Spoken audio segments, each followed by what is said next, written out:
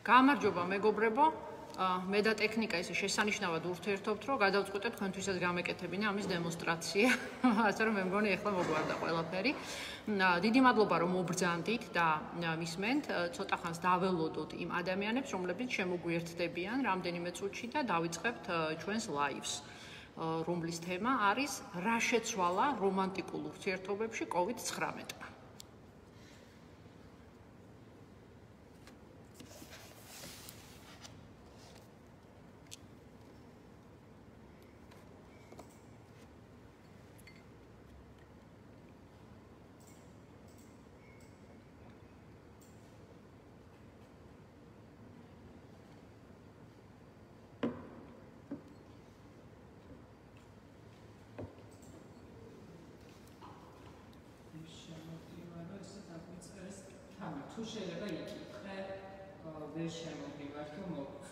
მეგობრებო, ჩემს ასისტენტებს მოწერა რამდენიმე ადამიანმა, რომ ვერ შემოდის ლაივში. თუ კი ვინმეს ამისი პრობლემა გაქვთ, თუ შეგიძლიათ რომ კომენტარებში გააზიაროთ, რომ დავითვალოთ რამდენ ადამიანს შეექმნა პრობლემა და იქნებ გადავჭრათ ეს საკითხი.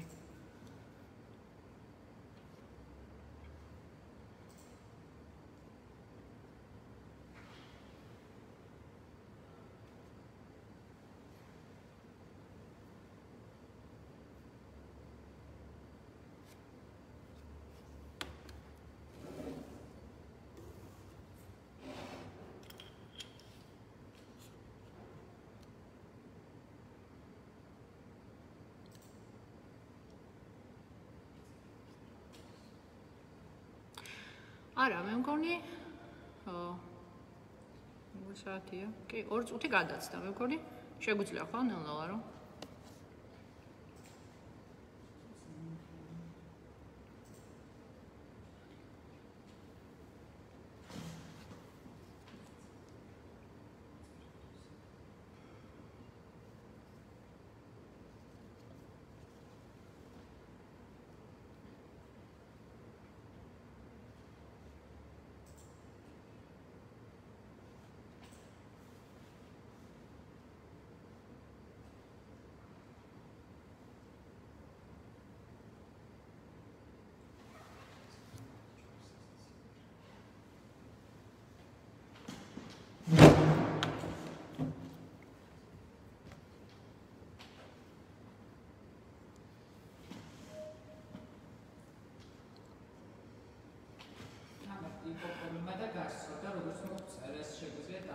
კი ბატონო, იყო პრობლემა, რომელიც გასწორდა, უკვე მოგცეს უკუგება ამის თაობაზე და შეგვიძლია რომ დავიწყოთ. კიდევ ერთხელ გმადლობთ რომ მობრძანდით.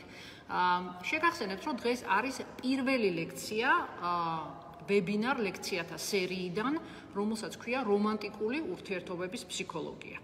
ამის თაობაზე ძალიან ბევრმა თქვენგანმა მოიწერა როგორც კომენტარებში, როდესაც გამოვაცხადეთ ეს სემინარების სესია Life Intelligence Hub-ში. ასევე ძალიან ბევრმა ადამიანმა მომწერა პირადად, იმიტომ რომ იყო საკითხები, რომლის თაობაზეც საჯაროდ ლაპარაკს მოერიდნენ, მაგრამ ძალიან უნდოდათ რომ ამ საკითხებზე ჩვენ პირადად გვესაუბრა ვებინარში, ისე რომ არ დაგვესახელებინა ავტორი ამ საკითხების. ასე რომ თქვენ შეგიძლიათ თუ კი ესეთი საკითხი გაგაჩნიათ, რომ მომწეროთ როგორც მე პირადში, ასევე ჯგუფში, ასევე Life Intelligence Hub, აი თუნდაც კომენტარებში, რომ ჩვენ სერიაში გავითვალისწინოთ ის საკითხები, რომლებზეც კონცენტრირდებით, ეს რამდენიმე ლექციისგან შემდგარი სერია იქნება, რომელიც რომანტიკული ურთიერთობების ბევრ საკითხს შეეხება და რა თქმა უნდა არ დაივიწყებს არავითარ შემთხვევაში, რომ ეს რომანტიკული ურთიერთობები დგება საქართველოში, ეს იქნება ქართული კულტურის, ქართული სოციუმის, ჩვენი ისტორიული მოცემულობის და ჩვენი ამჟამინდელი გლობალური მოცემულობის გათვალისწინებით.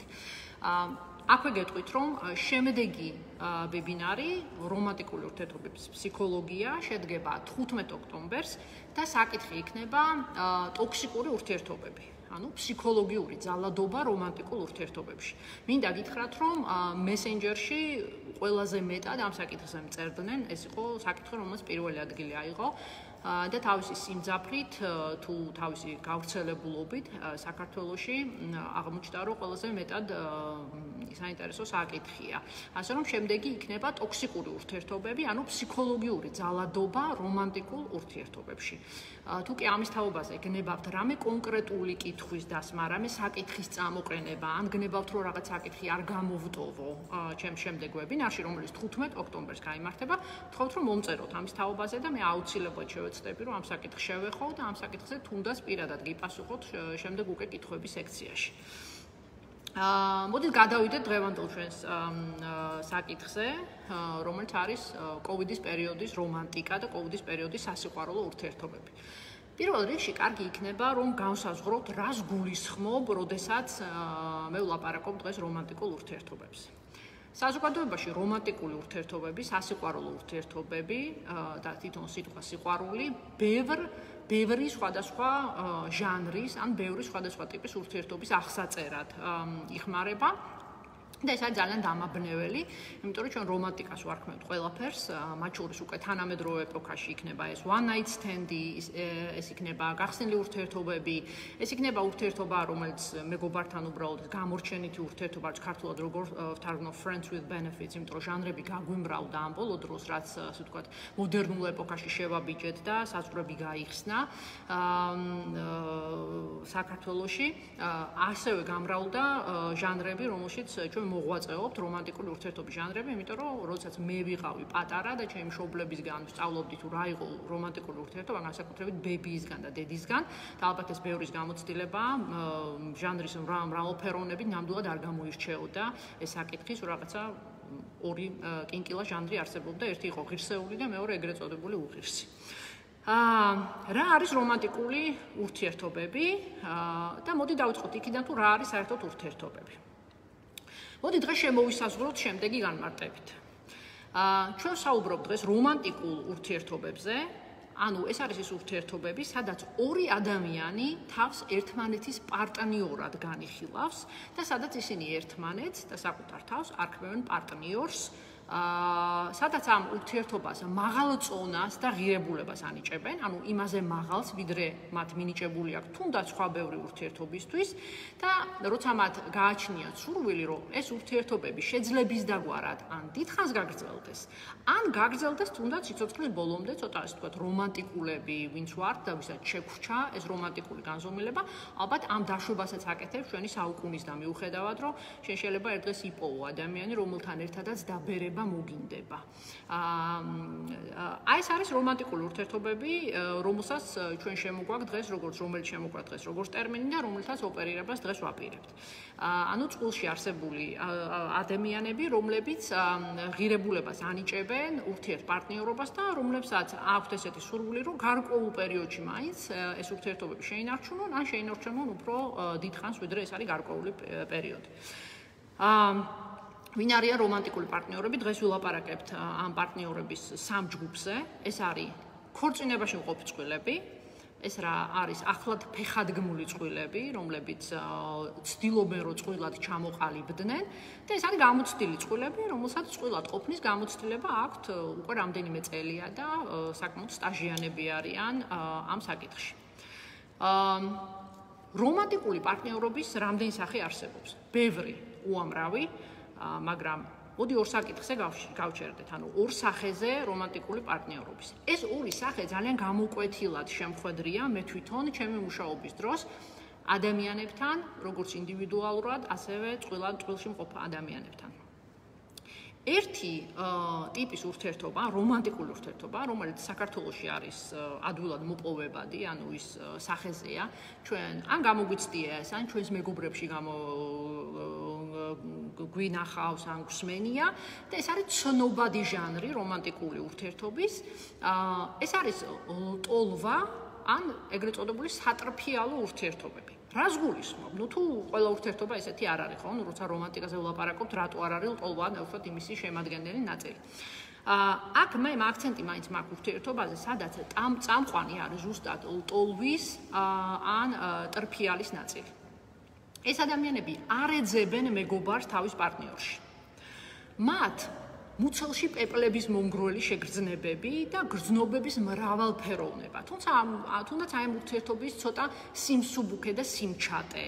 ყოვლისშემძლეობის განცდა იმისა, რომ შენ ამ სამყაროს აღარ ეკუთვნი, არამედ გასული ხარ სხვა სამყაროში, რომელიც ძალიან განსხვავდება იმისგან, რასაც შენ ყოველდღიურობა წარმოადგენს. რადიკალური შეგრძნებები ბედნიერების და მწუხარების და მათი მიმოცვლა. აი ეს არის მოკლედ რომ აღწერო თუ რას გულისხმობ იმ ურთიერთობებში, რომელსაც ქვია სატრფიალო ურთიერთობები, რომელიც არის ძალიან ემოციური. ეს ურთიერთობები ალბათ ბევრ ჩვენგანს ეცნობა, თუ ეს ადამიანი არ არის არომანტიკი და ასექსუალი, არსებობს ესეთი ჯგუფი ადამიანებისა, რომელსაც რომანტიკული ურთიერთობების განცდა არ შეუძლია, ან ძალიან ცოტად შეუძლია, არომანტიკებს ეძახიან მათ, ადამიანების ჯგუფია, არიან ადამიანები ასექსუალები, რომელსაც ასევე ესე ვთქვათ, მათი სექსუალობა, მათი ლიბიდო ძალიან მაღალი არ არის და სექსუალობა არ არის ის ჟანრი, რომელშიც მათ მოღვაწეობა უნდათ, ხო? თუ ჩვენ ამ ჯგუფს არ მივეკუთვნებით, მეტნაკლებად იმ ურთიერთობებზე, რასაც ახლა მე ვლაპარაკობ, რაზეც ვლაპარაკობ, ჩვენთვის ეს ურთიერთობები ნაცნობია, იმიტომ რომ ჩვენ გამოგვიცდია. რა არის ამ ურთიერთობებში მნიშვნელოვანი და რა გამოარჩევს სატრფიალო, ტოლვაზე დაფუძნებულ რომანტიკულ ურთიერთობებს?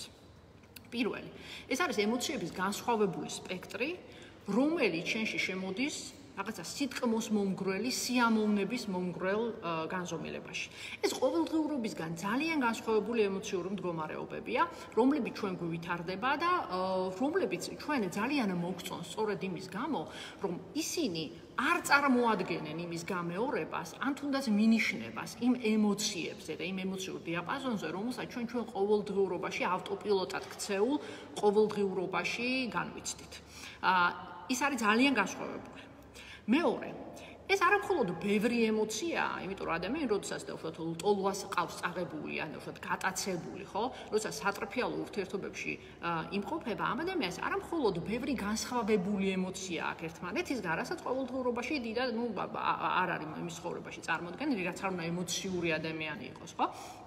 არამედ ეს ამ ემოციების ინტენსივობა არის ძალიან მაღალი.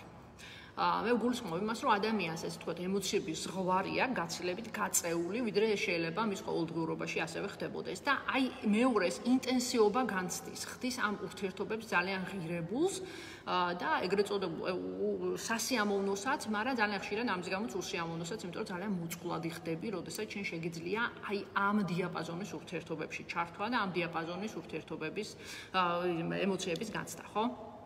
ანუ მეორე არის ინტენსივობა მაღალი.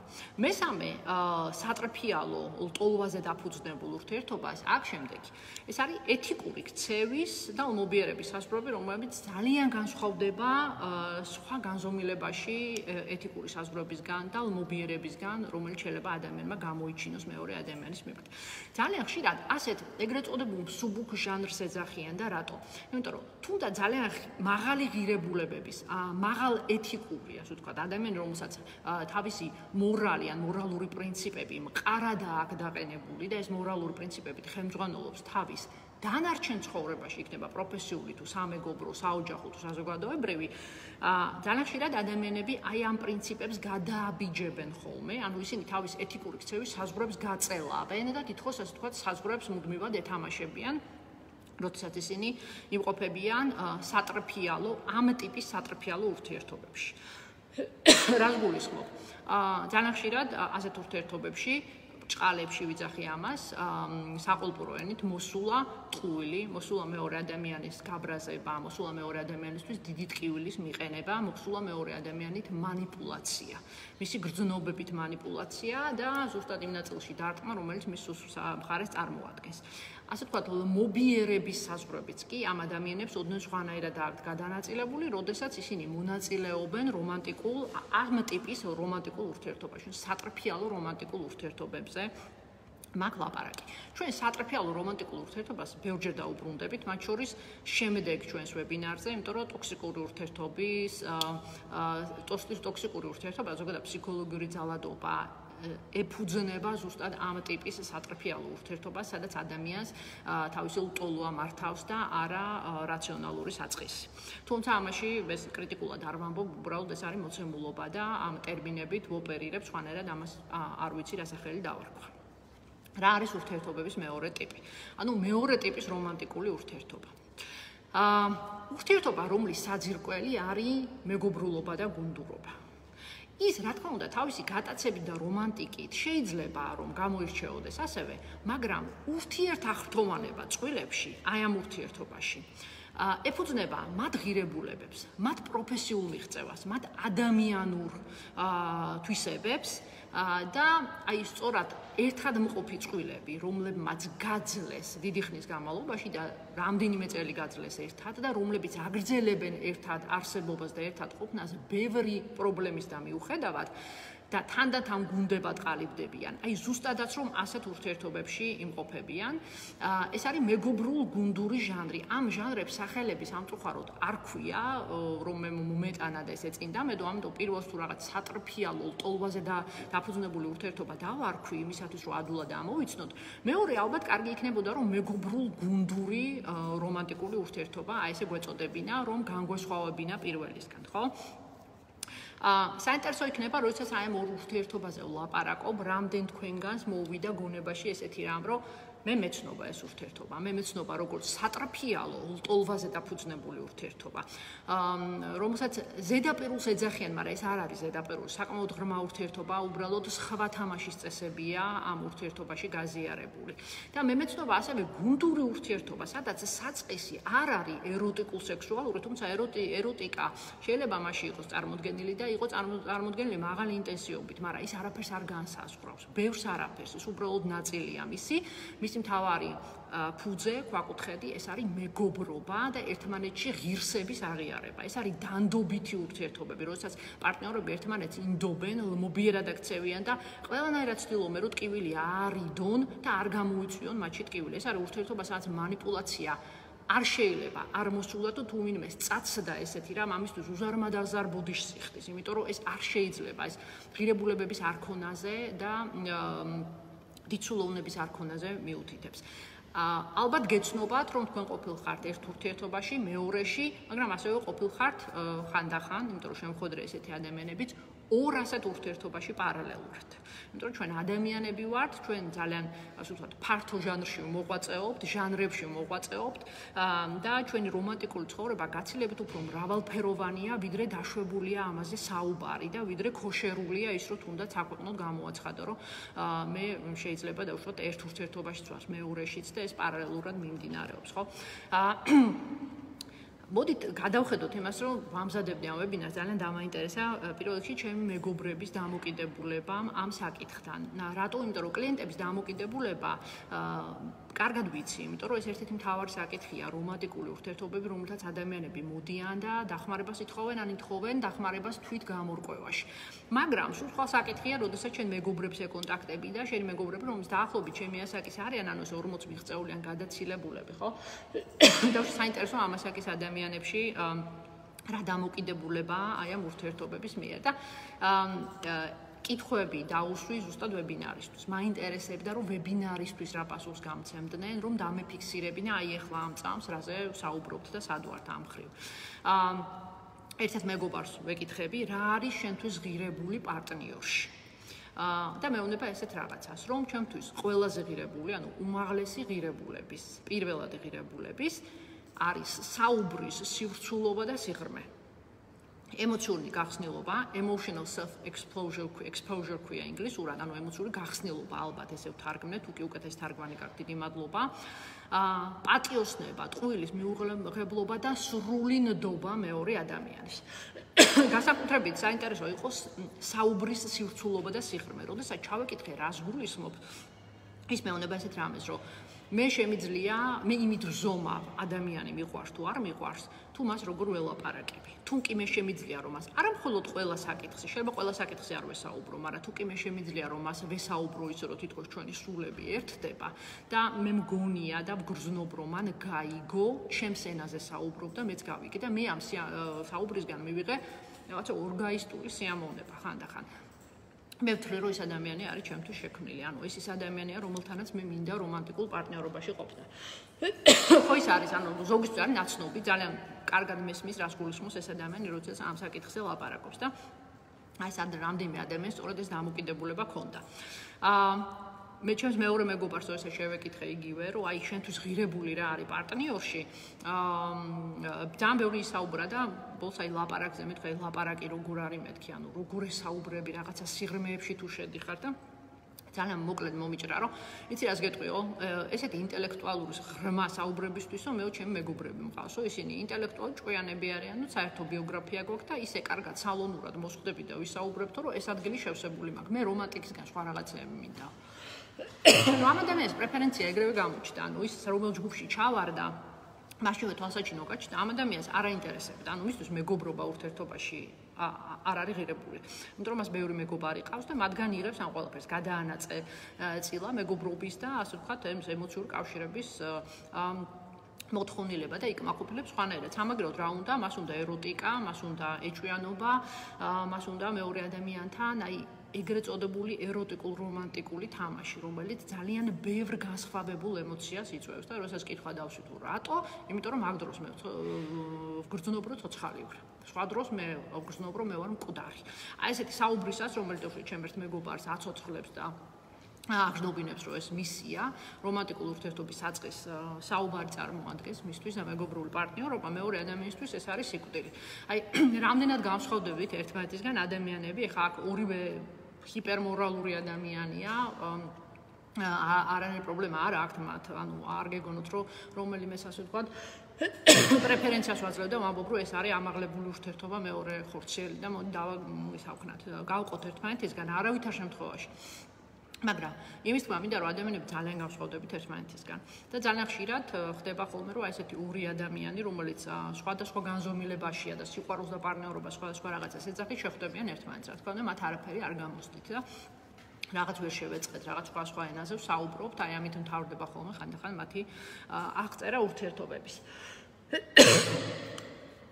ასევე ერთ ადამიანს რომელსაც შევეკითხე, ისიც ჩემი მეგობარია, რომ რა გაერთიანებს შენ და შენ შეყვარებულს, შეყვარებული ყავს მაგ რამდენიმე წელია და ну ჩამომითვალა, დაიწყო ღირებულებიდან, ზოგადად საკაცობრიო, ну დავიდა ყოველდღიურობაზე, ბიოგრაფიაზე, გამოცდილებებზე, გადავიდა იმაზე თუ სამყარო შეცვლა როგორ უნდათ, იმიტომ რომ ორივე გარემოს დაცვით არ დაკავებული და უნდათ რომ დავუშვათ რაღაც 100 წლის შემდეგაც ჯერ კიდე არსებობდეს ცხოველების ის სახეობები, რაც ყავს და დედამიწა ჯერ კიდე არსებობდეს და არ იყო დაუყუფული და გაცამტვარებული, ხო?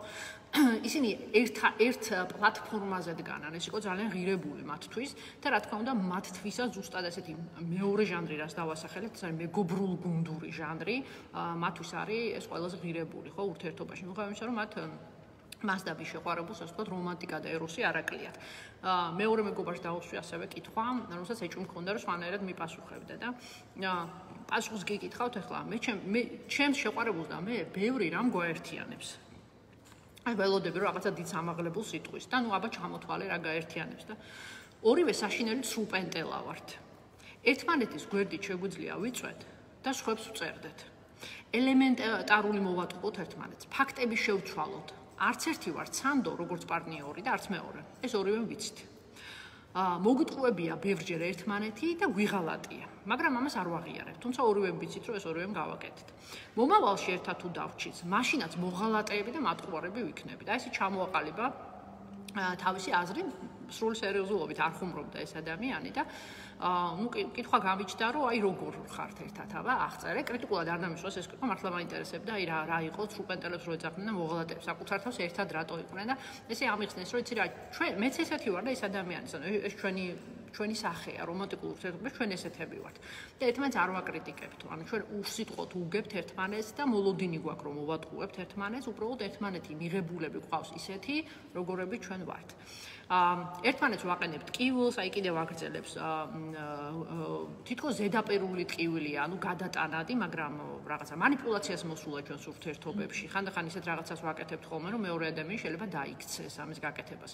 ხო, სრულად გამორიცხულია ეს, დავუშვათ მეორე გუნდურ მეგობრულ ურთიერთობებში, რაც მოვიტანე, იმიტომ რომ იქ პირველივე ტყუილზე შეიძლება პოტენციურმა პარტნიორმა კარებისკენ გაგიძახოს და თქვას, რომ შენი ადგილი მის ცხოვრებაში არ არის და ასე ვთქვათ, მისი გადმოსახედიდან ეს არის სწორი და მართალი ქცევა.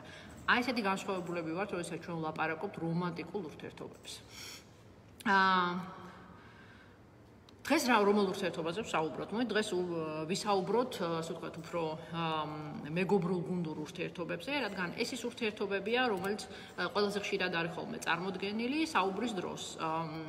ეს ადამიანები საუბრობენ თავის პრობლემაზე, ერთმანეთის პრობლემაზე და ხანდახან წყვილში. და კოვიდის მუშაობის დროს მართალია უამრავი პრობლემა იყო წინ წამოსული რომანტიკული ურთიერთობების, მაგრამ იყო ორი საკითხი, რომელიც მე გამოვარჩიე. მინდა გითხრათ, რომ არც ერთ ამ საკითხს რომანტიკასთან და ამაღლებულთან და ფრენასთან საერთო არ აქვს. ეს არის ძალიან მიწიერი, ძალიან საყოველთაო, ყოველდღიური საკითხები. არა, ეს არის საკითხები, რომელიც მუდმივად მეორდება. პირველი რა მოგვიტანა კოვიდმა, როდესაც ადამიანებს ეკითხები, ის, რაც დავუშვათ ყველაზე მეტად შეგიქმნა უხერხულობა წყვილში მეორე ადამიანთან. და პასუხი არის ესეთი. ფიზიკური დისტანცია, რადგან შემცირდა ჩემსა და ჩემს პარტნიორს შორის, ანუ ჩვენ იძულებით მოვექეცით ერთ კონკრეტულ სივრცეში, ჩვენი ავტონომიურობა შეილახა. ანუ ერთად ყოფნა ამ ორ ადამიანს მართალია გადაწყვეტილი ქონდა და ისინი ერთადაც ცხოვრობენ, მაგრამ იმ დოზით და იმ მცირე სივრცეში, რომლებსაც მათ მოუხდათ ცხოვრება და იძულებით, ასეთ სივრცეში მათ ეს უკვე აღარ ესიამოვნათ და მათი ძირითადი მოთხოვნილებები ძალიან დაზარავდა. როცა სიღრმეში ჩავდივართ, ხვდებით შემდეგ რაღაცას, რომ პირველ რიგში ადამიანები ძალიან განსხვავდებით ერთმანეთისგან ავტონომიურობის მოთხოვნილებით. რას გულისხმობ? ერთ ადამიანს შეიძლება ავტონომია ჰქონდეს ვეძახი ძალიან მაღალს, როდესაც მას დღის განმავლობაში რამდენჯერმე მაინც სჭირდება, რომ განმარტოვდეს, ოთახში შევიდეს, 15-20 წუთი ცალკე გაატაროს. ხანდახან ამ ადამიანს უნდა რომ 1 საათი იყოს ეს, ან 2 საათი. და წყვილში თუ კი ის შეხვდა მეორე ადამიანს, რომელსაც ავტონომიურის მოთხოვნილება, თავის თავთან დარჩენის მოთხოვნილება აქვს ძალიან დაბალი, კონფლიქტი აქ წარმოიშვება. რატომ? იმიტომ რომ არიან ადამიანები, რომელსაც შეუძლია 24 საათი შენს გვერდით იყვნენ, მათ ეს არ აწუხებთ, ისინი ძალიან ბედნიერები არიან ამ მოცემულობაში და ამას ეძახიან სიყვარულს. და რა თქმა უნდა, მათ არ ესმის და ძალიან მტკივართ, როდესაც პარტნიორი ეუბნება, რომ მე არ შემიძლია, ძალიან მიყვარხარ, მაგრამ მე მჭირდება დისტანცია, მე მჭირდება დაშორება. ძალიან ხშირად, სუსტად, ჩემს კლიენტებში, აი ეს არის საკითხად დასახელებული, როდესაც მეორე ადამიანი ეს სიტყვა აქვს ესეთი ზმნა მახრჩობს. თავისი არსებობით მახრჩობს. მას არ შეუძლია რომ გამიშვას, ვერ ხვდება რომ მე მიყვარს მაშინ, როდესაც მე ჩემი თავი მყავს და როცა ცოტა უფრო შორს ვარ და შემიძლია რომ შორიდან ასე ვთქვათ მარტოობა განვიცადო და ავივსო და მე ისევ მოვიდე, ხო?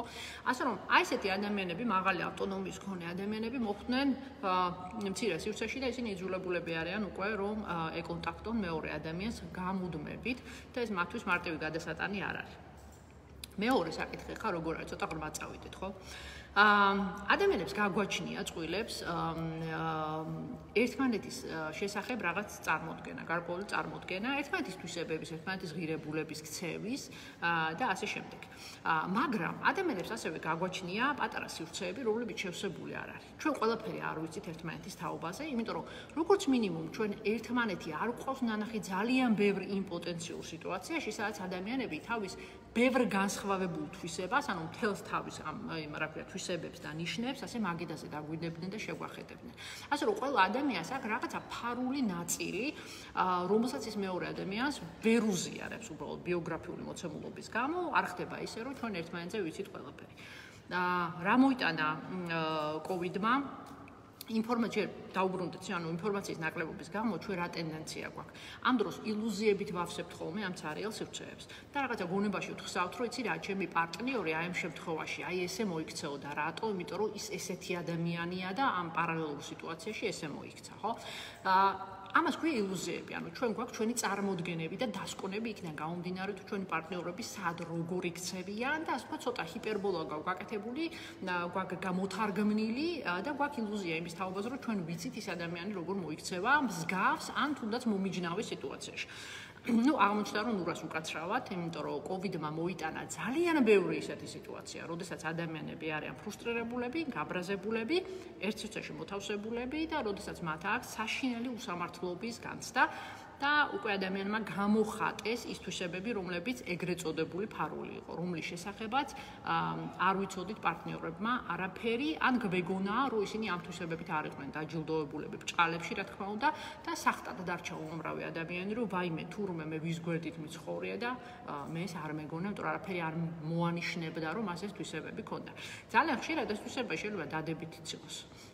მაგრამ უფრო ხშირად ეს არის თვისება, რომელიც მოგანდომებს, რომ შეიძლება თმები დაიგლიჯო, რატო? იმიტომ რომ სულ გეგონა, რომ აბსოლუტურად სხვა იყო. საიდან გეგონა, საფუძველი თვითონ არ მეუცია. შენ თვითონ გააკეთე ესეთი დასკვნა. რადგან განაზოგადე მისი ქცევა სხვადასხვა კონტექსტში და გადაწყვიტე, რომ შენ ხელგეწიფება ის, რომ ეხლა დასკვნა გამოიტანო და შეავსო ის სარელი სივრცე, რასაც ქვია სხვა კონტექსტში ამ ადამიანის ქცევა, ან ღირებულებები ამ ადამიანის, ან დამოკიდებულებები, რომლის შესახებ შენ არაფერი არ იცი, ხო? აი ეს არის ერთი ნაწილი, ანუ ფიზიკური დისტანციის შემცირებამ რა შეიძლება გამოიწვიოს წყვილში. ორი საკითხი გამოვყავით, ანუ ავტონომიური საკითხი და მეორე არის ზუსტად ის ილუზია, სილამაზე, რაც ჩვენ გქონდა ჩვენ რომანტიკული პარტნიორის შესახებ, აი პატარა ზღაპარი, ეს ზღაპრები კარგად შემოგვეძარცვა და ასე ვთქვათ, დაგვენგრა ხელებში. ხშირად, ანუ კარგი თუ ცუდი, ამას უკვე შემდეგი ჩვენი ბიოგრაფია, ანუ შემდეგი რამდენიმე წელი შევამოწმებს, თუმცა ეს ფაქტია, რომ ესეთ რაღაცები მოხდა. მეორე ნაწილი, რომელიც ასევე ნაკლებად რომანტიკულია, მინდა გითხრათ, და არავითარ შემთხვევაში არ არის კავშირში არც აღმაფრენასთან და არც მუცელში პეპლებთან, ეს არის საკითხი შრომის გადანაწილების კოვიდის პერიოდში ოჯახში. კლასიკურ ოჯახზე მაქვს ლაპარაკი, კლასიკურ პატრიარქულ, მოდი ვთქვათ, ჰეტეროსექსუალურ ოჯახზე, რომელიც საქართველოში წარმოადგენს დედას, მამას და ერთ ან ორ შვილს, შეიძლება მეცაც. ოჯახში მოვალეობები არის გადანაწილებული როგორც წესი მეტნაკლებად ერთნაირად, ყოველ შემთხვევაში იმ ადამიანებს, რომელსაც მე ვეკონტაქტებ, იმიტომ რომ ეს მასალა აღებული მაქვს მე იმ кейსებიდან და შემთხვევებიდან, რომელმაც მე უფლება მომცა, რომ ამ საკითხებზე მელაპარაკა, ხო? ანუ ეს ადამიანები ჩემი კლიენტები, ან ჩემი ახლობლები და მეგობრები. მათში შრომა შემდეგნაირად არის გადანაწილებული. ანუ მამაკაცი შრომობს, ხალი შრომობს, მათ აქვთ სამსახური, ხანდახან არა ერთი, არამედ რამდენიმე. სახლში არიან ბავშვები, სახლში მისვლის შემდეგ ხალი ისევ შრომობს, იმიტომ რომ ბავშვებთან დაკავშირებული სხვა მანიპულაცია აქვს ჩასატარებელი და აგრეთვე ყავთ დამხმარე პერსონალი, რომლებიც ეხმარებიან მათ საოჯახო საქმეების გაკეთებაში. ან როდესაც აი პრინციპში ხალის მხრებიდან იხსნება ხოლმე რაღაცა ის სიმძიმე და ის მოვალეობები, რომლებიც ხალმა ასევე უნდა შეასრულოს სახლში მისვლისას საღამოს, ხო? რა ხდება კოვიდის დროს? კოვიდის დროს ერთი რამ რაც მოხდა და ამაზე არ ვიცი შეიძლება საუბრობენ კიდევაც ადამიანები და ჩემთან ხშირად ახსენებენ ხოლმე. მომსახურე პერსონალი ბევრმა ოჯახმა დაითხოვა. იმის შიშით რომ მათ შეეძლოთ რომ ვირუსი შემოეტანათ სახლში, იმიტომ რომ ისინი ბევრ სივრცეში დადიოდნენ და ასე ვთქვათ შეამცირეს საკუთარი შვილების და ოჯახის მიმოსვლა ან ურთიერთობა ამ ადამიანებთან და როდესაც ოჯახის პერსონალი, დამხმარე პერსონალი დაითხოვეს, ის შრომა, რომელიც პერსონალს ჰქონდა თავის ხრებზე აკიდებული, ეს შრომა იყო ქალის შრომა, ძირითადად. ანუ ისინი ქალს ეშოლებოდნენ ამ სამსახურის შესრულებაში, ეს იქნებოდა სადილის გაკეთება, დალაგება თუ ბავშვის მოვლა. ძალიან ბევრმა ძიძა დაითხოვა ისე, ან თუნდაც ოჯახში ადამიანი, რომელიც მას საყოფაცხოვრებო საკითხებს უგვარებდა, დიასახლის ისე დაითხოვა, რომ დღესაც უკან აღარ დაუძახია და აღარ მისულან, ხო? რა ხდება ამის შემდეგ? მეორე ის რომ ბავშვები დასხდნენ სახლში. ანუ ბავშვები სახლში დასხდნენ, დაიწყეს სწავლა ონლაინ და აი ერთმა ჩემმა მეგობარმა შესანიშნავად ძალიან ხატოვნად გამოხატა ის თუ რის თქმაც მე ძალიან ხშირად მიწევს ხოლმე ბევრი წინადადებით, რომ ძალიან ცუდად ვარო და რო თხოვე რომ დავუშვათ დავაკვირდ მარიამი, რომ რატო ხარ მარიამ ესე ცუდად და აი ხლავე აგიხსნიო რა. ნახე მე ვინ ვარო? მე ვარ ოჯახის მზარეული, დამლაგებელი, მასწავლებელი, დაცვის უფროსი, ექიმი, ფსიქოთერაპევტი და კონფლიქტოლოგი. და ეხლა შენ მითხარი რატო უნდა ვიყო კარგად, ხო? რაღაცნაირად ესე ხატოვნად მოხატა ის ფუნქციები, რასაც ასრულებდა, ხო? ანუ მზარეული, დამლაგებელი და მასწავლებელი აქამდე არ ყოფილა. იმიტომ რომ მას სადილზე ეხმარებოდა ადამიანი, რომელსაც სახლში აღარ უშვებს, დალაგებასაც იგივე. რატო? იმიტომ რომ მარიამი დილიდან რაღაც საღამოს 8 საათამდე სამსახურშია და ხანდახან მეორე სამსახურშიც. მასწავლებელი ის არ ყოფილა, რატომ? იმიტომ რომ ბავშვი სკოლაში მიდიოდა, იმიტომ რომ მას ორი შვილი ყავს და დილიდან 4 საათამდე ეს იყო სივრცე, როდესაც მას შეეძლო კონცენტრირება საკუთარ სამსახურზე და იმ სამსახურის პერფორმანსზე და მას თავისი შვილები აღარ ებარა იმისთვის რომ მათ სწავლა-განათლებას მიდევნებოდა. შეიცვალა მარიამისთვის ეს შვილები სახლში უსის ახლა თავისი კომპიუტერებით და ზოგს დავუშვათ Zoom-ი უნდა გაუსწოროს, ზოგის პედაგოგი უნდა მოიწონოს ან დაიწუნოს და სასწავლო პროცესი უნდა აკონტროლოს და მონიტორინგი გაუწიოს. ხო, სრულიად ახალ როლში არის მარიამი. თვითონ ზის ასევე თავისი კომპიუტერით და თავის სამსახურში მუშაობს. გამწარებული ძალიან ბევრს, რომ იმან ვინმეს არ წამოწდეს, რომ ქალშულები ყავს და ასე ვთქვათ, თუ კი ვინმეს გაგდებაზე მიდგება საქმე, ეხლა ეს არ მოისროლონ, იმიტომ რომ უკეთესია რომ მამაკაცი აიყვანონ მის ადგილას, რომელსაც ესეთი მოვალეობები არ ექნება და ესეთი გაფანტული ცხოვრება არ ექნება, ამიტომ ნუ ეს გაჩუმება ამ ზუმის მიუტ, რასაც ქვია და მე რაღაც unmute, აი ამის კეთებაშია მუდმივად რომ коორდინაცია გააკეთოს, ხო? რატო არის დაცვის უფროსი? იმიტომ რომ ბავშვების ფიზიკური დაცვა მათი ქუჩაში გასვლის დროს, ესეც მას უფრო ხშირად უხდება ამ საკითხებთან შეჭიდება, იმიტომ რომ ბოლო დროს მოვლენებმა უბრალოდ დაგვანახა, რომ თინეიჯერი ქუჩაში ძალიან ფრთხილად უნდა გაუშვათ, ანუ ნააბედევნოთ, ანუ უნდა ვიცოდეთ სად მიდის და მუდმივად მეთვალყურების ქვეშ უნდა ვყავდეს, იმიტომ რომ აგრესია მოიმატა, ფსიქიკურმა პრობლემებმა მოიმატა, ძალიან ბევრმა პრობლემამ, კონფლიქტმა მოიმატა ადამიანის საკუთარ თავში და გარემოში. დაცვის უფროსია, რატო არის ექიმი? იმიტომ რომ კოვიდის დროს ღმერთმა უქნას რომ რამე დაგემართოს, იმიტომ რომ შეიძლება გარდაიცვალო ძალიან ელემენტარული მიზეზით, კოვიდზე აღარ ვამბობ მე უკვე. ფსიქოთერაპევტი და კონფლიქტოლოგი. ამ საკითხზე მინდა რომ გავჩერდე ხალხო, იმიტომ რომ ეს ის ნაწილია, რომელსაც შრომაში ქალს არავინ არ უთვლის. არა მხოლოდ საქართველოში და ჩვენს ასე ვთქვათ იმ ადამიანებში, ვისაც ვესაუბრებ, ხა ჩვენს სამეგობრო წრეზე, საზოგადოებაზე მაქვს ლაპარაკი, არამედ მაქვს ლაპარაკი ზოგადად დედამიწაზე და მთელ სამყაროს და ძალიან განვითარებულ ბევრ ქვეყანას. იმიტომ რომ ერთ-ერთი ყველაზე მძიმე შრომა, რომელსაც ხალი ეწევა, ეს არის ემოციური შრომა, ემოციური სამსახური. იმიტომ რომ ხალი არის საკუთარი ოჯახის ემოციური ლოკომოტივი. მას არც მეტი ნაკლები მიყავს ის მატარებელი, რომელსაც ქვია მისი ოჯახი და არა მხოლოდ მცირე, არამედ ხანდახან extended family, რასაც ქვია გაფართოებული დიდი ოჯახი, ხო? რატოა ფსიქოთერაპევტი? იმიტომ რომ კოვიდის დროს ბავშვები ძალიან ცუდად გვყავს. ჩვენ ამას ზოგჯერ ვაღიარებთ, ზოგჯერ არა, მაგრამ ჩვენი ბავშვები არა მხოლოდ დაუშვათ შეიძლება ხერხემლის დაზიანებით და დაბრმავებულები, რომელიც ჩემმა მეგობარმა თქვა, ესე მივიღოთ ცოტა ხანში, ანუ ამ პრობლემებით იქნებიან ჩვენი შვილები დაავადებულები, არამედ მათი ფსიქიკური ჯანმრთელობა მაინც და მაინც კარგი არ იქნება ამ ყველაფრის შემდეგ, იმიტომ რომ ის რაც მე გავიგე და ვნახე, ანუ ის რომ ადამიანს შეუძლია 9 გაკვეთილი ქონდეს ონლაინ, Zoom-ში 5 წუთიანი შესვენებებით, ეს არის საკონცენტრაციო ბანაკის უკეთეს შემთხვევაში განრიგი. ეს არ არის ადამიანის განრიგი. ასე ჩვენს დასრულებიც კი შრომას მიჩვეულები, ჩვენც კი ვერ გავაკეთებთ ამას. რატოღა ჩვენ გონია რომ ჩვენ თინეიჯერი შვილები ასეთ მდგომარეობაში უნდა ჩავაგდოთ, ხო? ასე რომ ამ ბავშვებს ჭირდება ჩველა. მათ ერთმანეთი აღარ ყავთ, ისინი ქუჩაში ვეღარ გადიან, ფიზიკურად შეზღუდულები არიან დათრგუნულები, ხო? ვინ არის ფსიქოთერაპევტი, ვინ არის ადამიანი, რომელსაც ზუსტად მათ ფსიქიკურ ჯანმრთელობაზე, ჯანმრთელობის პულსზე უდევს ხელი. ეს ადამიანი არის ქალი. მე არ გეუბნებით რომ მამაკაცს ეს არ შეუძლია რომ გააკეთოს. მე იმ აზრისგან ძალიან შორს ვარ, რომ ადამიანები ისე განსხვავდებით გენდერის მიხედვით ერთმანეთისგან, რომ სხვადასხვა კოგნიტური ფუნქციები გვაქვს. არავითარ შემთხვევაში ძალიან ერთნაირები ვართ, უბრალოდ კულტურა ქალს ზრდის და ამზადებს ამ როლისთვის იმდენად კარგად, რომ კაცი უბრალოდ ჩამორჩება თავისი ცოდნით და ვერ ასრულებს ამ როლს და რომც მოინდომო შეიძლება ძალიან ბევრი შეცდომა დაუშვას და მოთხოვნილებაც ეს არის, რომ მამას არავინ არ ეტყვის, რომ შვილი რაღაცნაირად ცუდად სევდიანი რო დადიოდა ბოლო 2 კვირა, რატო ვერ შეამჩნია. დედას ყველა ეტყვის, რომ იცი რა, აი ამ ბავშვს ნახე შენ როგორ გამოგეპარა, შენ რო კაი დედა ყოფილიყავი, ესე არ იქნებოდა, ხო? მოლოდინიც ასეთია. ასე რომ ეს ქალები არიან პლუს ოჯახის ფსიქოთერაპევტები და აკვირდებიან ყველას და ყველაფერს, მათ სხეულს, მათ გონებას, მათ მიმოსვლას და კიდევ ერთი სამსახური გაუჩნდათ, იმიტომ რომ მათ უნდა ადევნონ თვალი საკუთარ შვილებს. აქ მხოლოდ შვილებზე არ ჩერდებიან ისინი, იმიტომ რომ აქ შემოდის ასევე ოჯახში იქნება ეს მშობელი, უკვე რომელიც მოხუცია, იქნება შეიძლება და-ძმა და რა თქმა უნდა არის შენი მეუღლე, რომელსაც ასევე უჭერს ცხოვრება, იმიტომ რომ ყველას უჭერს ცხოვრება, ხო? ქალისგან ასევე არის მოლოდინი იმის, რომ შენი ქრის ფსიქოთერაპევტიც უნდა იყოს და შენი პარტნიორის. ამას ელოდება თვითონ ის ადამიანი, შენი მშობლები, შენს გარშემო მეგობრები, მისი მეგობრები და საზოგადოება. კიდევ ერთხელ ვამბობ, თუნდაც არაფერს არ ვამბობ მე მამაკაცებზე, ამიტომ არც ცუდია და არც კარგია, ეს არის მოცემულობა, რომელსაც ჩვენ კულტურა გვასწავლის. ასე რომ შენ პლუს უნდა აიკიდო, ინდოშენ მარიამმა დავარქვით ასე ჩემს მეგობარს, უნდა აიღოს ერთი პასუხისგებლობა ასევე თავის თავზე, რასაც ქვია ფსიქოთერაპია, რასაც ქვია ემოციების კონტროლი, რასაც ქვია ემოციების მიყურადება, დაკვირვება და ამ ემოციებთან მუშაობა. მიუხედავად იმისა, რომ ის არ არის ფსიქიკური ჯანმრთელობის სპეციალისტი და ძალიან ზედაპირულად იცის თუ რას აკეთებს აი ამ საკითხში, ხო? კიდევ ერთი არის კონფლიქტოლოგი.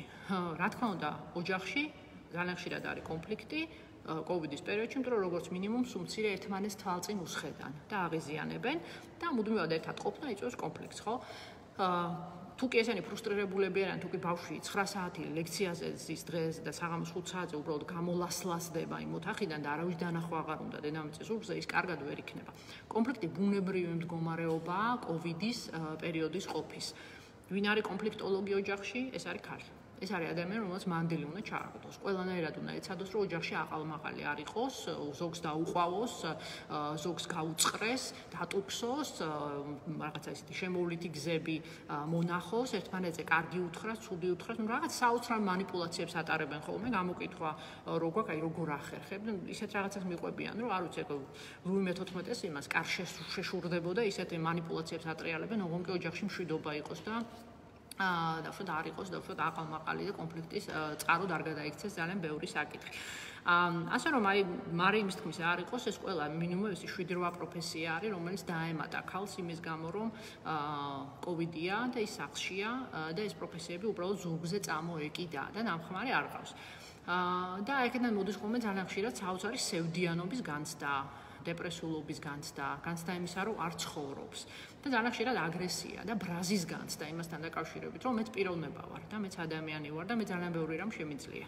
და ძალიან ბევრი ტალანტიდან იჭი მაქვს და ჩემი ტალანტიდან იჭია, ну არ არის სამსახური, იმიტომ რომ რა ჩამოთვალე ყველაფერი არის სამსახური ვიღაცის და არა დავუშვათ რაღაცა მაღალი იდეების და პროფესიის, ხო? ასე რომ ხშირად არის ესეთი გაღიზიანება და გამწარება მოდის ხოლმე იმ ადამიანებისგან, რომელიც კოვიდმა ყველაზე მეტად დაჩაგრა და ესენი არიან ქალები. ეხლა არ გეგონოთ, რომ ეს ჩემი ფემინიზმის გამო ვსაუბრობ ამას. გადავხედე სტატისტიკას და აღმოჩნდა, რომ მთელ მსოფლიოში მართლაც რომ ბოლოს და ბოლოს დაასკვნეს, რომ ყველაზე მძიმედ კოვიდმა დაარტყა ქალებს. ზუსტად ამ თავისი ოჯახური საზოგადოების პატრიარქალური მოწყობის და თავისი ოჯახური მდგომარეობის და აი ამ მრავალი შრის მოვალეობის გამო. ეს ორი ნაწილი, ანუ სუმირება რომ გავუკეთოთ, დღეს ვილაპარაკეთ ორ ძირითად საკითხზე, რომელიც ყველაზე ხშირად გვხვდება ხოლმე საკუთარ კლიენტებში. კოვიდმა თუ რა ნაწილში შეცვალა ყველაზე მეტად რომანტიკული ურთიერთობა და რა ნაწილია, რომელიც არის შემაწუხებული და პრობლემატური. პირველი, ეს არის ავტონომიური სივრცე შეუზღუდა ადამიანებს, ანუ ისინი ძალიან ხშირად არიან ერთად და ძალიან ხშირად არიან მცირე სივრცეში, მათ სივრცე შეეზღუდათ გადაადგილების ბევრნაირად სახლს გარეთ, ქვეყნის გარეთ და ნუ კიდევ ძალიან მრავალი, ასე ვთქვათ, მიზეზი თუნდაც იმიტომ რომ სამსახურში არ დადიან და გზად სადმე და უშუალოდ არ გაივლიან, ხო? ეს რუტინა შეიცვალა, ამიტომ მათი ფიზიკური ავტონომიურობა ძალიან მნიშვნელოვანწილად დაირღვა და ფსიქოლოგიური ავტონომიურობა, რა თქმა უნდა, ზედ მიყვა. ეს არ არის ჯანმრთელი, რასაც ისინი განიცდიან. მათ სივრცე მოესპოთ. მეორე, ეს არის შრომის გადანაწილება. შრომის გადანაწილება ყოველთვის იყო პრობლემა და საკითხი ოჯახში, ჰეტეროსექსუალურ ოჯახში. დღეს ბევრი რამ იცვლება ამ მხრივ, იცვლება იმის გამო, რომ მოდერნულობაში ვართ და საზოგადოება ვითარდება, მაგრამ კოვიდმა ამ მხრივ რამდენიმე ათეული წლით უკან დაგვხია, იმიტომ რომ ისე ასე ვთქვათ, გაბაბანებულ პატრიარქატს ჩავეხუტეთ იმის გამო, რომ ასე ვთქვათ, ქალს უკვე 1 და 2 კი არა, ხანდახან 4 და 5 სამსახური არის. აი ეს ორი საკითხი არის, რომელიც მე ყველაზე მეტად შემხვედრია. დარწმუნებული ვარ, თქვენ გაცილებით მეტ კითხვას დასვავთ და მეტ ჭრილში გაქვთ ეს საკითხი დანახული, დიდი სიამოვნებით უპასუხებ თქვენს კითხვებს.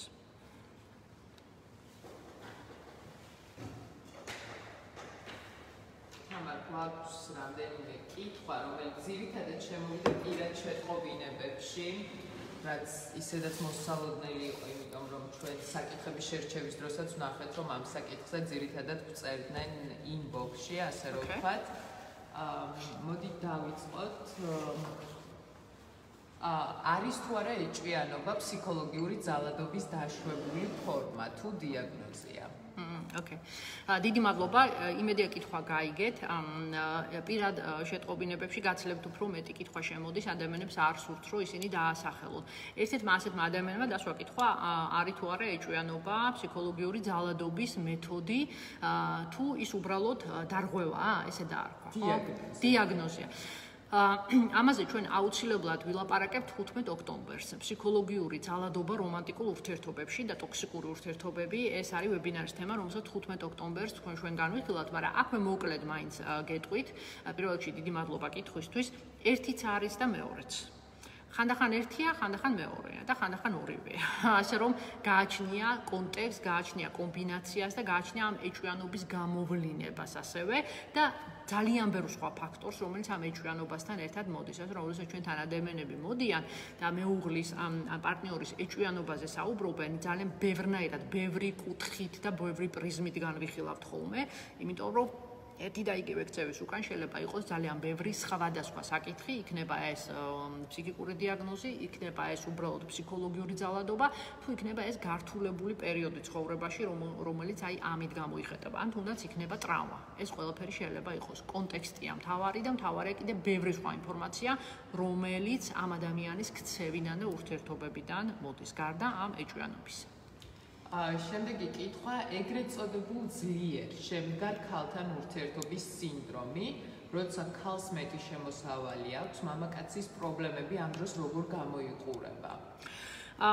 ძლიერი ქალის პრობლემა არ ვიცი, ამბობენ რომ ბევრ საზოგადოებაში დგას, მაგრამ ქართულ საზოგადოებაში ძალიან მკაცრად დგას. მე შემხვედრია ჩემს პრაქტიკაში, მოდი თეორიებზე არ ვისაუბრებ, უფრო პრაქტიკული გამოცდილებიდან თითქმის ყველა იმ ადამიანს, რომელიც ფეხზე დამდგარი, ძლიერია და არ არის დამოკიდებული მამაკაცზე ფინანსურად, ფსიქოლოგიურად, სოციალურად და თავისი სტატუსით ურთიერთობა ძალიან უჭირს ხოლმე მამაკაცთან. სულ ბოლო кейსი, რომელიც მქონდა, მე ერთ-ერთი იყო ყველაზე მძიმე, როდესაც ქალს, რომელმაც შესანიშნავ წარმატებას მიაღწია, ძალიან დიდი ხანი მიდიოდა ამ წარმატებისკენ და ბევრ მსხვერპლზე წავიდა იმისთვის, რომ ეს ყველაფერი ამ ყველაფრისთვის მიეღწია.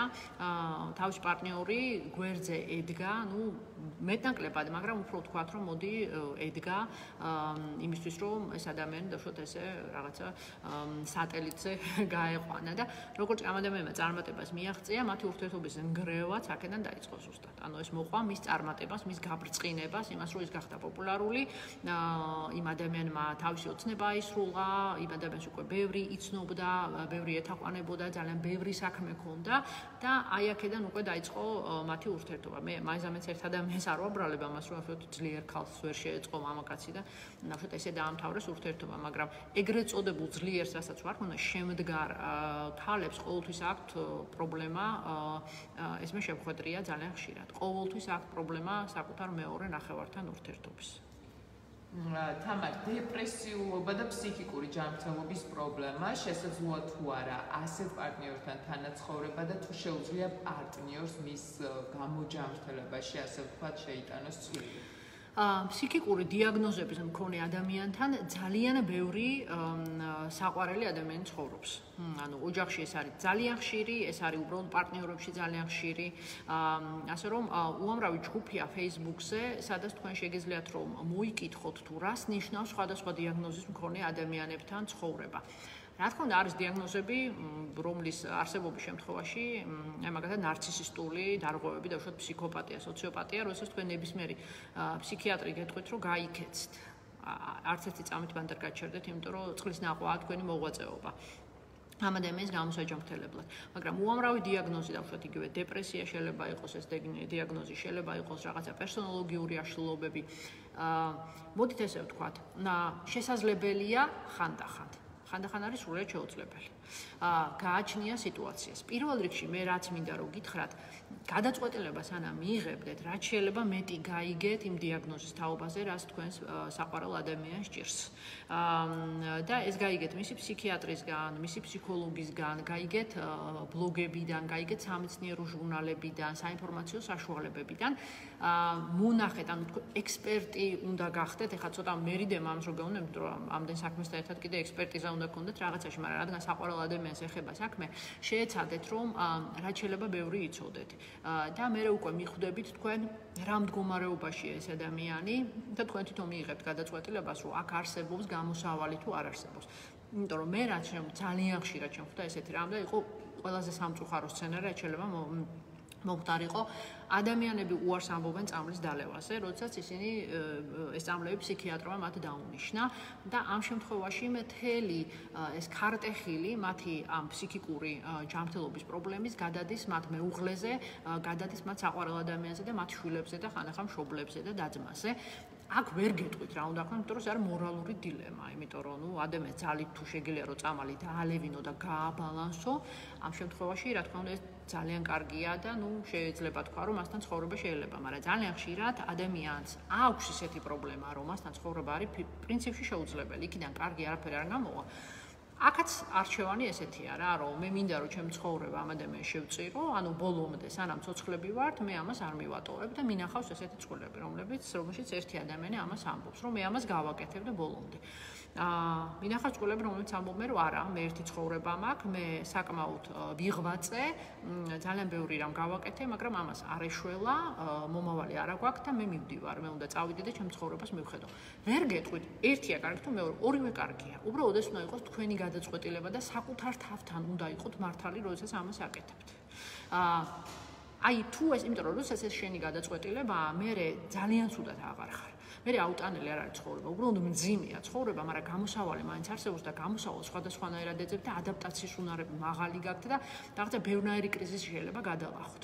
მაგრამ თუ კი ეს არის უბრალოდ ის არჩევანი, რომ ვიღაცამ გითხრათ, რომ იცი რა, ადამიანი ამ მდგომარეობაში არ უნდა მიატოვო და ეს მორალურ ვალდებულებად ჩათვალეთ, რომ ეს გააკეთო და ეს სიყვარულის გარეშე კეთდება. ეს იქნება წამება იმ ადამიანისთვისაც, თქვენთვისაც და ისინიც, ვინც გიყურებენ, იმათვის, ვინც უყურებენ ამ ყველა სცენას. იმიტომ რომ ეს იქნება დაყვედრების და რაღაცა ეს მსხვერპლ შეწირულს და მსხვერპლად ყოფნის განუზომელი დიდი ის არ აქვს სცენა, სადაც თქვენ მუდმივად ვიღაცას ეტყვით, რომ თქვენ მსხვერპლად მოუტანეთ საკუთარი თავი და თქვენ ეს არ გეკუთვნოდა ცხოვრებაში. ხა თუ ესე უნდა წავიდეს ამ სცენარი თქვენი მომავალი, ჯობია რომ იქიდან წახვიდეთ, იმიტომ რომ ეს სიკეთე არ არის, იმიტომ რომ ასეთი საკითხებით წყდება ძალიან დიდი სიყვარულით. და ეს დიდი სიყვარული უნდა იგრძნოთ პირველ რიგში და აი ამან შეიძლება მოგცეთ ძალა რომ გადაწყვიტოთ რომ ამ ადამიანთან ერთად დარჩეთ ეს ერთი და მეორე შეიძლება ძალიან დიდი სიყვარული გქონდეთ მაგრამ უბრალოდ ეს იყოს ადამიანი რომელსაც ვერანაირად ვერ უშველით და თქვენ გადაწყვიტოთ რომ უშველოთ იმ ადამიანს რომელიც თქვენთვის არის პირველადი და ეს არის საკუთარი თავი ამის გამოც არავინ არ დაგძრახავთ თამარ დისტანციის შემცირების ამბავი მესმის. აი დისტანციაზე რომ მამაკაცი და ყველაფერს ხალი აკეთებს, თანკაც სრული თავისუფლება აქვს და მაინც ტყუის და საკუთარი ეგოიზმის დასაკმაყოფილებლად აუხსნელად და უგოდიშოდ ითხოვს ურთიერთობაში უვადო ტაიმაუტს, რამდენად ჯანსაღია, თუნდაც კოვიდის დროს. ძალიან საინტერესო კითხვა. რამდენად ჯანსაღი შეიძლება იყოს, რომ ადამიანი არ მონაწილეობს არაფერში, ამ შემთხვევაში მამაკაცია ლაპარაკი, მას უნდა უვადო ტაიმაუტი, ანუ თან არ უნდა რომ საქმე გაუფუჭდეს აქ და მოსასვლელი უკან დასაბრუნებელი კონდეს და თან მას არანაირი მოვალეობა არ აქვს, რომელიც აქ ისერზე წამოკიდებული და გადაწყვეტს, რომ დღეს მონაწილეობა არ მიიღოს თავისი ოჯახის კეთილდღეობაში, თუნდაც დავუშვათ მცირე რაღაც ღვაწლი, ასე ვთქვათ, გაწიოს ამისთვის, ხო? იცით როგორ არის ამას ახლა ნორმა შეიძლება დაარქვა იმ შემთხვევაში, ანუ ამ ადამიანს პრობლემა არ აქვს. პრობლემა აქვს იმას, ვინც მეორე მხარეს არის. თორემ მისთვის ცხოვრება საკმაოდ ადვილია, იმიტომ რომ ესეთი განლაგებით არ ვიცი ხა წარმოვიდგინე არანაირი მოვალეობა და უბრალოდ გარანტია იმისა, რომ უკან მიმიღებენ, ეს არის 64 ძალიან ბევრი ადამიანისთვის. პასუხისგებლობების არ ქონა და ასე ვთქვათ გარანტირებული სიყვარული და მიმღებლობა. რა თქმა უნდა, იმისგან იმისთვის აფერი არ იკარგება და ამაზე ის უარს არასოდეს არ იტყვის. იმიტომ რომ შესანიშნავად არის, ვთქვათ, გაკეთდა ადამიანი და როგორ შეიძლება ამაზე უარი თქვას. უარი ან თანხმობა ამ შემთხვევაში სრულად ეკუთვნის მეორე მხარეს, რომელიც არის დაზარალებული და ძალიან მძიმედ დაზარალებული, იმიტომ რომ მარტო დარჩა ამ მდგომარეობაში. ამიტომ თავიდან ბოლომდე მისი გადასაწყვეტია, უნდა მას ეს უვადო ტაიმაუტი მისცეს და დაელოდოს, თუ ის გადაწყვეტს, რომ არა მე უსამართლოდ მომექცნე და მოდი მე ჩემი გზით წავალ, იმიტომ რომ არ ვიმსახურებ ასეთ მოპყრობას. პირწმინდად იმისი გადასაწყვეტია, რომელსაც ეს ტაიმაუტი არ მოუთხოვია და რომელიც ყველა მოვალეობას თვითონ ასრულებს. პიროვნული ავტონომიის საზღვრები რომანტიკულ ურთიერთობებში ყველასთვის რთული დასაცავია. როგორ უნდა მოვახერხოთ? პიროვნული ავტონომიის საზღვრები რომანტიკულ ურთიერთობაში არის ერთ-ერთი ყველაზე მძიმე და დიდი თემა მსოფლიოში ყველა კუთხის რომანტიკაში. და აი ზუსტად ჩვენ როცა ტოქსიკურ ურთიერთობებზე ვისაუბრებ და ფსიქოლოგიურ ძალადობაზე, ეს საკითხი იქნება პირველი ნიშნით წამოწეული. იმიტომ რომ ჩვენ ყველას მარტო ქართველებს არა, ყველა თაობის ადამიანს, განსაკუთრებით ცოტა უფროსებს, აი 35-ს გადაცილებულები ვინც ვართ, ვისაც საბჭოთა კავშირის პერიოდი საქართველოს მსახრალი ხელი შეგვეხო რამენაირად და ეს დავუშვათ იმ დამძიმებული კულტურის ხელი ცოტათი მაინც შეგვეხო, ჩვენ რატომღაც გვგონია რომ ჩვენ ვართ ასე ვთქვათ მოვალეობებით გადაწყვეტილი ადამიანები და ასე ვთქვათ ჩვენ მოვალეობის მიხედვით უნდა ვიცხოვროთ ჩვენი საკუთარი ცხოვრება და ჩვენ ასე ვთქვათ არჩევანი ნაკლებად გვაქვს იმისა თუ ჩვენი ცხოვრება რა შეიძლება რომ წარმოადგენდეს. რატომ ამბობ ამას? იმიტომ რომ რომანტიკული სიყვარული არის ის სიყვარული, რომელშიც ადამიანს ძალიან ხშირად ის ურთიერთობა, რომელშიც ადამიანს ძალიან ხშირად თხოვენ მსხვერპლ შეწირვას. და რომელშიც ეუბნებიან რომ შენ როდესაც მეორე ადამიანს შეერწყმები, შენ დამთავრებული ხარ როგორც პიროვნება, როგორც მე, შენ უკვე ხარ ჩვენ. და ესე ვთქვათ ეს რაღაცა ეფემერული ჩვენ დააბიჯებს მერე გარშემო, რომელიც არის სრულად არაჯანსაღი ფორმირება. ჯერ დავწყოთ იქიდან რომ ჩვენ არ არსებობს. იმ ჩვენში ერთ-ერთი მაინც მეა. და იმ მეობას ინარჩუნებს, თავის პერსონოლოგიას ინარჩუნებს. როგორც ესეთი კაცები არიან ხოლმე, დიდი ბოდიში კაცებო არ გალანძღავთ, მაგრამ უბრალოდ ჩვენს კულტურაში ესე ხდება ხოლმე. ხშირად რომ პატრიარქატი კაცს აძლევს იმის საშუალებას, რომ ის პერსონად დარჩეს, ის პიროვნებად დარჩეს, პიროვნულობა შეინარჩუნოს და სოციალურ როლებში არ იყოს დახურდავებული. აი ქალი ყოველთვის ჩვენ არის. და მის ჩვენობას ბჭყალებში არ აქვს ხოლმე საზღვრები და მის ეს ჩვენობა აბსოლუტურად ყველგან ფიგურირებს, სადაც უნდათ რომ ის ვთქვათ მეორე ხარისხთან განიხილონ, დაჩაგრონ ან რაღაცა მოვალეობა კიდე აკიდონ. ასე რომ კარგად დაფიქრდით ამ საკითხზე თუ რატოა ესე. იმიტომ რომ ადამიანი ჩვენ არ იბადება. ადამიანი იბადება საკუთარ სხეულში შემოსაზღვრული ერთი საწყალი, საცოდავი სხეული გაქვს, რომელთაც უნდა იარო დედამიწაზე უკეთეს შემთხვევაში რამდენი ათეული წელი და გარდაიცვალო. შენი ფსიქე ამ სხეულშია მოთავსებული. შენ ყოველთვის ხარ ჯერ მე, საკუთარი თავი, self. და მხოლოდ მერე ის შენი არჩევანის შედეგად შეიძლება გახდეთ ჩვენ.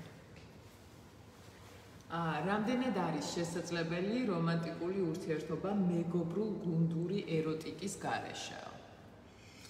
მეგობრულ გუნდური ურთიერთობა, რომელშიც ეროსი არ მონაწილეობს, მაგრამ რომანტიკა არის, ხო? მე ესე გავიგე. ანუ კითხვა იყო შემდეგი, რამდენად არის შესაძლებელი, რომ ორ ადამიანს ჰქონდეს მეგობრობა, ისინი ერთ გუნდად შეიკრან, მათ ჰქონდეთ რომანტიკა, მაგრამ ეროტიკა ამაში არ მონაწილეობდეს.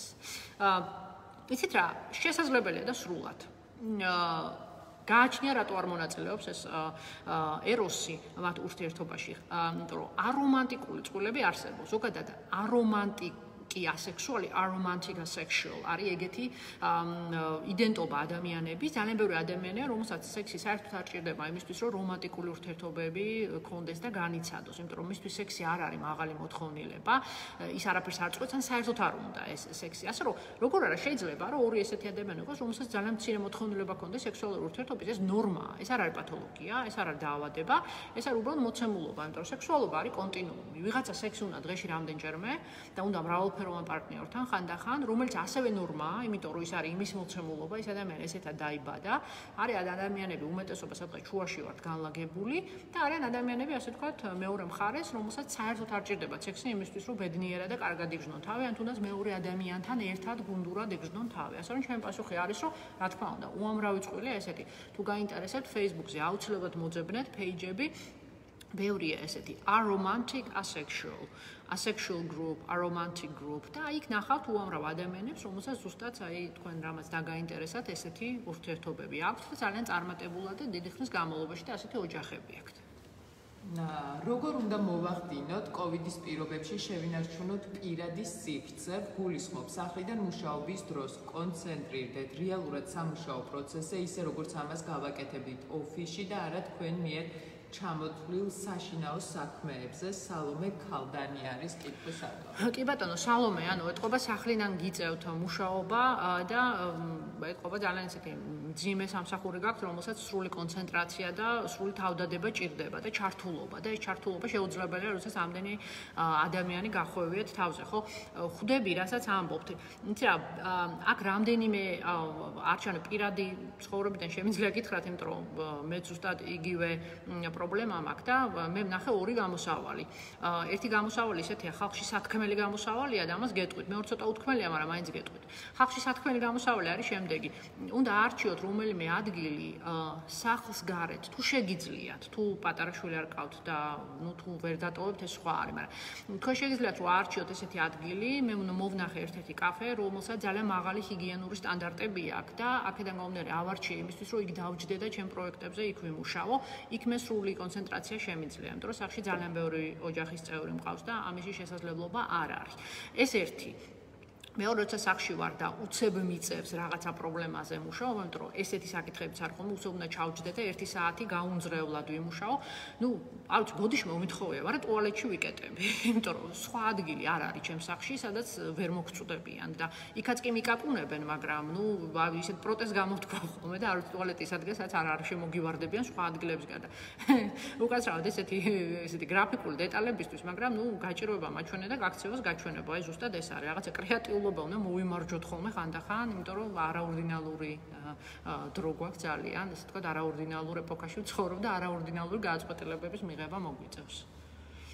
თამარ, დასრულდა კითხვები, ჩვენი დროც კიდევ ერთხელ შევახსენოთ ჩვენი ციკლის მეგობრებო, ჩვენ დასრულდა კითხვები, თქვენ კითხვები როგორც პირადში მოუწერეთ, ასევე მოიწერეთ კომენტარებში. რისთვისაც ძალიან დიდ მადლობას გიხდით და კიდევ ერთხელ შეგახსენებთ, რომ 15 ოქტომბერს არავითარ შემთხვევაში არ გამოტოვოთ, იმიტომ რომ 15 ოქტომბერს ჩვენ ვისაუბრებთ რომანტიკაზე, ოღონ ჰორორის ჟანრიდან.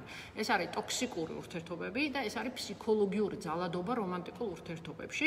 ძალიან მძიმე საკითხია, შევეცდები რომ ცოტა იუმორი შემოვიტანო, ძალიან ბევრი кейსი შემოვიტანო, რომ ცოტა მაინც ასე ვთქვათ, გავალაითოთ და გავალაღოთ, თორე ისეთი სიმძიმეებია ხოლმე იმ საკითხებში, რომ ხანდახან, იმიტომ რომ რა საკითხებზე მოგვიწევს ლაპარაკი, ერთი სიტყვით მაინც გეტყვით. ეს არის ძალადობის ფორმები, რომელსაც ჩვენ ვერც კი ამოვიცნობთ. იმიტომ რომ არსებობს ძალადობის ფორმები, რომელიც ადვილად ამოსაცნობია და სხვაშიც ამოვიცნობთ ჩვენშიც, მაგრამ ფსიქოლოგიური ძალადობა რომანტიკულ ურთიერთობებში ხანდახან მოიცავს ისეთ ფორმებს, რომლის შესახებაც ფსიქოლოგი, რომელსაც манипуляციის ფსიქოლოგია აქვს დასწავლი, საკუთარ პირად ცხოვრებაში შეიძლება ვერ მიხვდეს, რომ ის თავს ესტრიალებს. იმიტომ რომ ძალიან ნატიფი ფორმაა ფსიქოლოგიური ძალადობის და თავად ფსიქოლოგიური ძალადობა არის ძალიან ნატიფი. ასე რომ 15 ოქტომბერს საღამოს 9 საათზე გელოდებით ვებინარზე, რომელსაც ქვია ფსიქოლოგიური ძალადობა რომანტიკულ ურთიერთობებში. ეხლა კი დაგემშვიდობებით და უღრმეს მადლობას გიხდით, რომ დღეს შემომიერთით და მისმინეთ.